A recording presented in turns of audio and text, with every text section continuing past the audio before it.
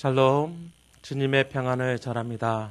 제대의 찬송가 313장 함께 찬양하심으로 우리 목요일 새벽 예배 함께 드리도록 하겠습니다.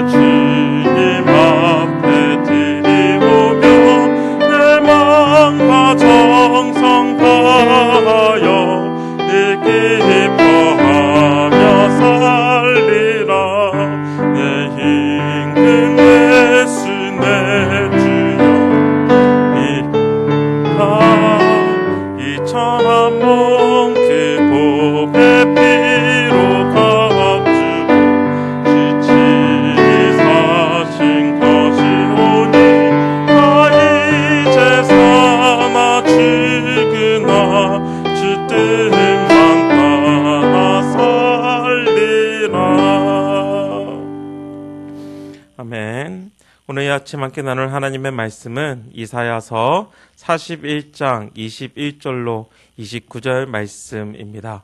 이사야서 41장 21절로 29절 말씀 함께 봉독하시겠습니다.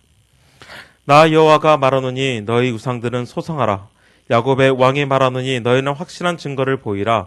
장차 당할 일을 우리에게 진술하라. 또 이전 일이 어떠한 것도 알게 하라. 우리가 마음에 두고 그 결말을 알아보리라. 혹 앞으로 올 일을 듣게 하며 뒤에 올 일을 알게 하라. 그리하면 너희가 신들인 줄 우리가 알리라. 또 복을 내리든지 재난을 내리든지 하라. 우리가 함께 보고 놀라리라. 보라, 너희는 아무것도 아니며 너희 일을 허망하며 너희 일을 택한 자는 가증하니라.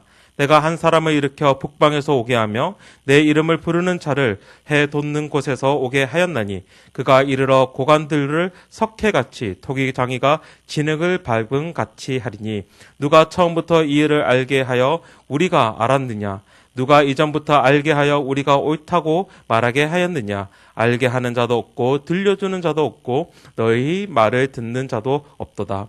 내가 비로소 시온에게 너희는 이제 그들을 보라 하였노라. 내가 기쁜 소식을 전할 자를 예루살렘에 주리라.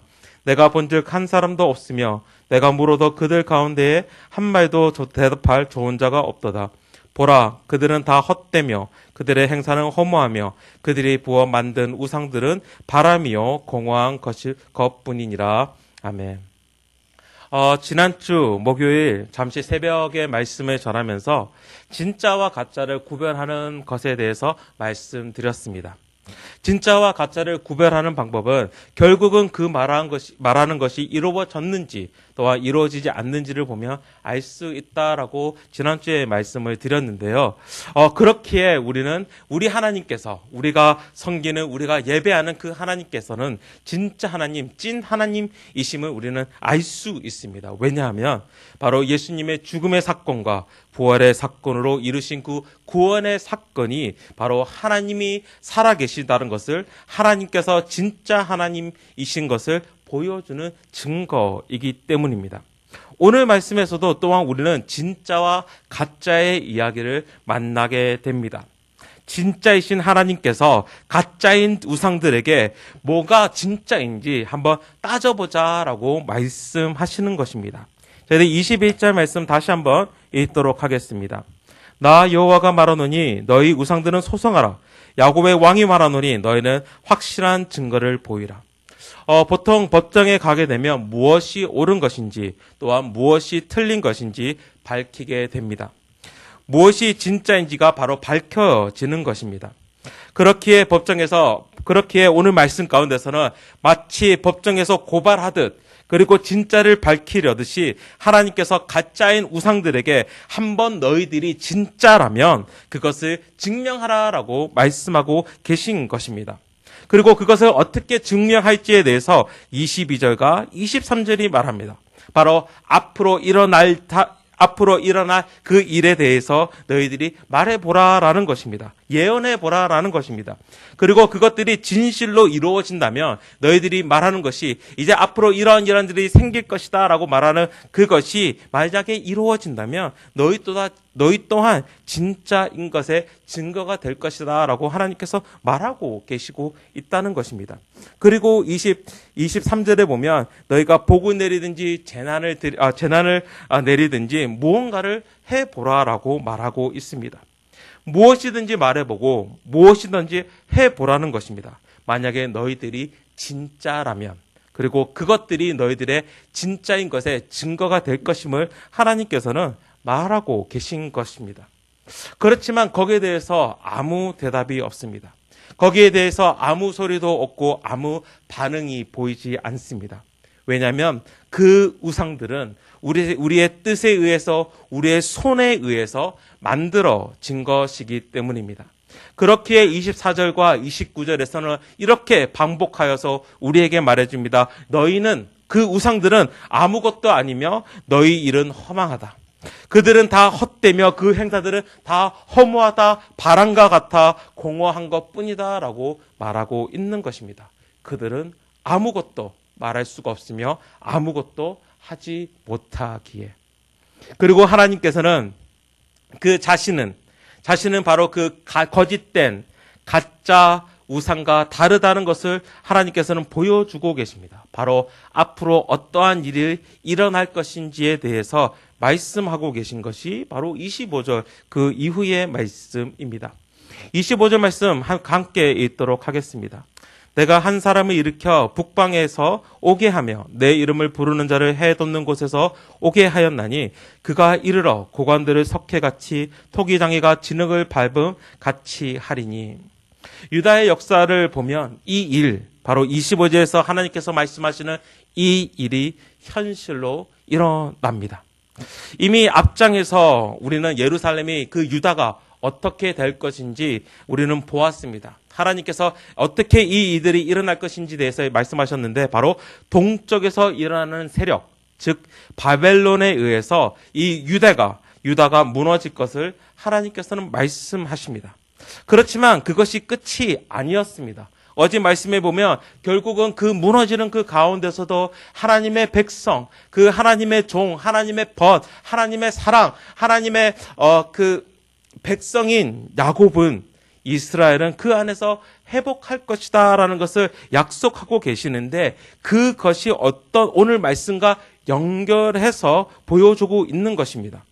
유다는 바벨론에 의해서 무너지지만 그 바벨론은 또 다른 힘에 의해서 무너질 것을 오늘 본문에서는 말씀하고 계신 것입니다.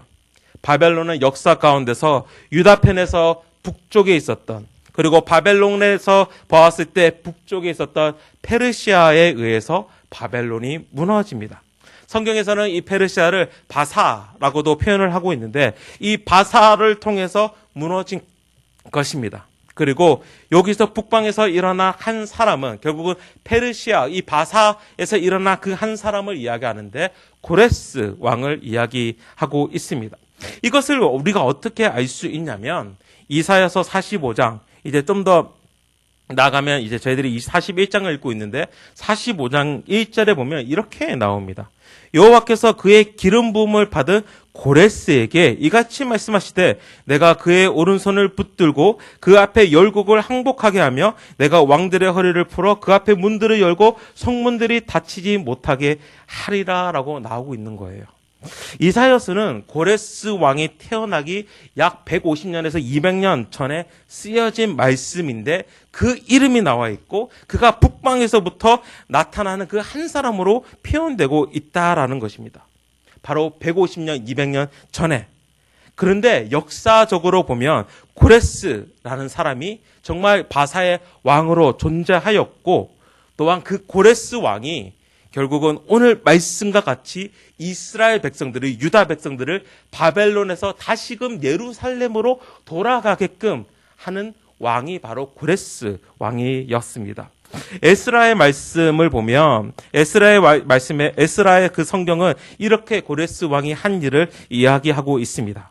에스라 1장 1절에서 3절까지인데요. 바사왕 고레스 원년에 여호와께서 예레미야의 입을 통하여 하신 말씀을 이루게 하시려고 바사왕 고레스의 마음을 감동시키시매 그가 온 나라에 공포도 하고 조소도 내려 이르되 바사왕 고레스는 말하노니 하늘의 하나님 여호와께서 세상 모든 나라를 내게 주셨고 나에게 명령하사 유다 예루살렘의 성전을 건축하라 하셨나니 이스라엘의 하나님은 참 신이시라.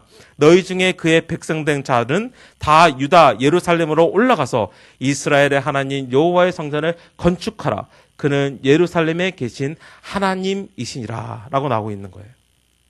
이 에스라 시대 때 이 고레스 왕을 통해서 하나님께서 어떻게 하고 계시냐면 이 동방에서부터 오늘 말씀에 보면 해 돋는 곳에서 오게 하였나니라고 나왔잖아요. 결국은 이 바벨론에서부터 예루살렘으로 시온성이 있는 그곳으로 옮기시는 그 모습이 바로 역사 가운데서 이 이사야가 적힌 그 시간에 150년, 200년의 시간이 흐르고 난 이후에 일어났다라는 것입니다. 바로 바벨론으로 끌려갔던 이스라엘 백성들이 다시 예루살렘으로 돌아갈 것을 하나님께서는 이 이사야서 말씀에서 말씀하고 계시는데 그 이들이 실질적으로 진짜로 일어났다라는 것입니다. 결국은 하나님이 자신이 진짜 하나님이신 것을 보이시는 거예요. 아무 말도 못하는 그리고 아무것도 못하는 가짜신 앞에서 내가 진짜 신이다. 내가 진짜 하나님이다 라는 것을 보여주는 것입니다. 앞으로 일어날 일을 이야기하고 또한 그 일을 행하심으로써 결국은 하나님께서 하시는 그 말씀이 그대로 이루어짐으로써 하나님 자신은 자기가 진짜이다. 그리고 우상, 인간들이 만드는 인간의 뜻을 좀 더 보여주기 위한 그 우상은 가짜라는 것을 오늘 말씀 가운데서 이야기하고 있는 것입니다. 그리고 오늘 본문의 말씀을 좀 더 연장해서 우리의 삶으로 가져온다면 우리가 진짜 하나님을 섬기고 있잖아요.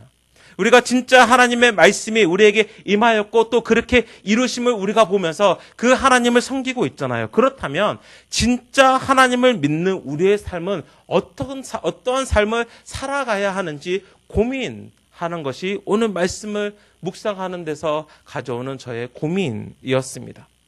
좀 더 연장해서 우리의 삶으로 가져오는 거죠. 하나님께서 진짜라면 우리의 삶은 어떻게 되어야 하는가요? 쉽게 이야기하면 만약에 하나님께서 진짜라면 우리의 삶 또한 진짜여야 합니다. 우리의 삶은 단지 주어진 삶이 아니라 우리 자체가 바로 하나님께서 진짜임을 나타내는 증거라는 것입니다. 예수님의 죽으심과 그의 부활을 통해서 하나님께서 우리를 구원하셨습니다. 우리가 그리고 구원을 받았다라는 것은 그리고 그 구원의 이후의 삶을 살아간다라는 것은 바로 우리의 삶이 하나님이 진짜 하나님이시라는 것을 나타내는 바로 증명하는 증거물이라는 것입니다. 하나님께서 구약의 성경에 보면 하나님께서 이스라엘을 구원하고 나서 계속해서 하고 계시는 말씀이 있습니다. 하나님께서 애굽에서 이스라엘을 구원하시고 나서 하시는 말씀은 이스라엘을 통하여서 하나님께서 참 하나님이신 것과 하나님께서 살아계신 다른 것을 천하만국에 알리게 한다라고 나와 있는 거예요.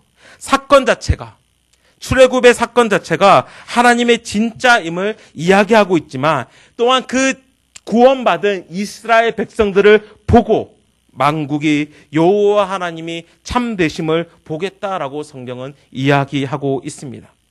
출애굽의 사건뿐만 아닙니다.